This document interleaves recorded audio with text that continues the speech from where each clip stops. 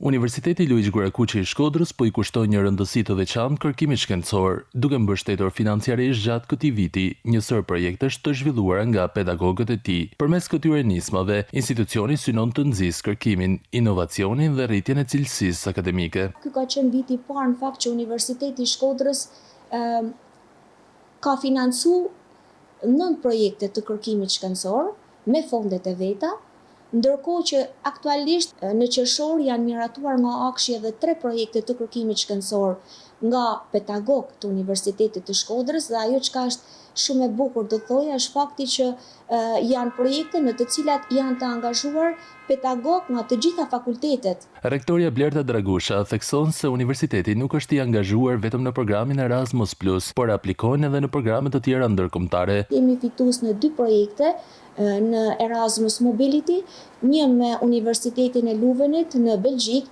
dhe një tjetër me Universitetin e Salentos në Itali.